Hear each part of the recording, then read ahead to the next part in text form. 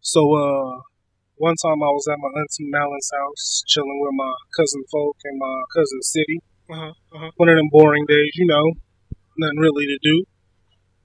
This situation was back in the day, about 04, 05, something like that. Okay. But anyways, we were in the living room on our phones. At the time, we had the Boost Mobile Chirps, the I-60 and the I-205. Yeah. Yep. So don't act like y'all ain't never had no I-205. I know, huh? That was most of y'all's first cell phone, so don't even front. But anyway, so we were pushing random chirp numbers just to see who would answer back. We pissed a few people off, so what? Especially folk.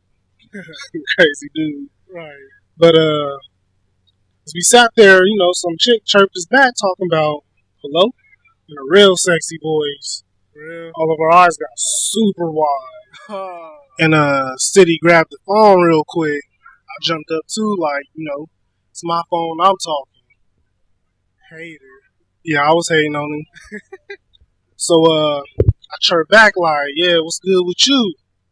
She was like, who is this? You sound cute. I was like, baby, I am cute. That's what you told her. So I asked her for her name, and she was all like, I'm Shanae Kiana. What? I was like, I just asked for your first name, baby girl. Right. She got attitude talking about, that is my first name. I looked at City and folk, they on the couch dying, just laughing at your boy. It's not right. But anyway, she asked us what we were doing for the night. City was in the background like, tell her nothing. So I was like, nothing really. She was like, well, I'm having this party tonight. You guys should come over. So we were like, all right, cool. So we got the address and all, and she was like, I got a whole lot of homegirls coming over. Hope you're as good as you sound. What? I was all like, oh, okay. Well, I hope the same for you too. Right. So I map quested the directions, and it was an Ontario location. So for future reference, do not use MapQuest. You will get lost. So about 8:30 hit, and we left the house. At the time, I had a gray 87 Buick Hoopty. That's right, an 87 Buick Hoopty. Right. So we arrived in Ontario, and the MapQuest was telling me to make a left on some weird street. It was like a dirt road or something with no lights. My first intention was to turn around and go do something else. Folk was all like, I didn't come out here for nothing. We going to that party. Now drive. In a way, he was right, but I had to let him know, he just can't be talking to me any kind of way he wants to. You feel me? Yeah, I feel you. So we had to get that straight. So we finally get to the house, and I chirped the chick, and she was all like, yeah, just come on in. I'm wearing blue jeans and a red shirt. What are you wearing? I quickly hung the phone up as insurance. Didn't want her spotting us, not knowing what we were getting ourselves into. Right. So far, music was jamming, people were dancing, drinking, whatnot. So, as we going in, 4 very, very large girls approached me, folk, City, and they were like, did we just talk to y'all on the chirp? What? City and folk put their heads down, and I was at a loss of words. I was hella shaking, scared as hell. Right. I was like, nah, we came here with some other people. I noticed that one of the chicks had on the blue jeans and the red shirt. I was like, oh no. They was like, all right.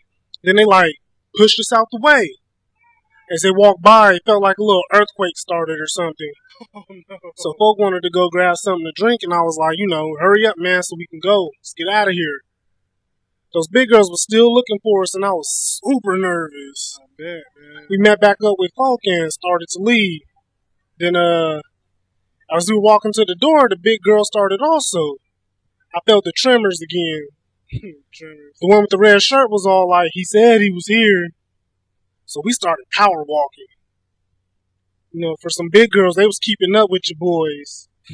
One of the big girls, she looked like Grimace from McDonald's. Oh, no. She had a deep voice, too. She was like, just call him, girl. Just call him.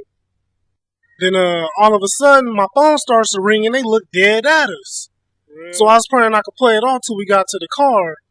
But you know how you push the chirp button and you just start talking. Yeah. Well, that's what they did, and they can hear their voice on my phone because it was on speaker. That ain't right. They started running toward us, so I threw my keys to City so he can open the passenger door to unlock the driver's door for me. Cause wasn't no keyhole on the Buick driver's side. That's how we was rolling. But so I start pulling on the door handle, yelling at City, "Let me in, let me in!"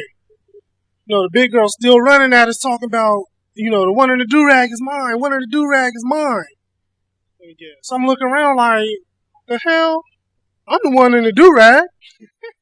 So finally I get into the car, gear in reverse, then I gear into drive, and then we out. 2 minutes later, folk was all like, "Murder, step on it, cuz, step on it." I was all like, "What?" He was all like, "They right behind us, they right behind us."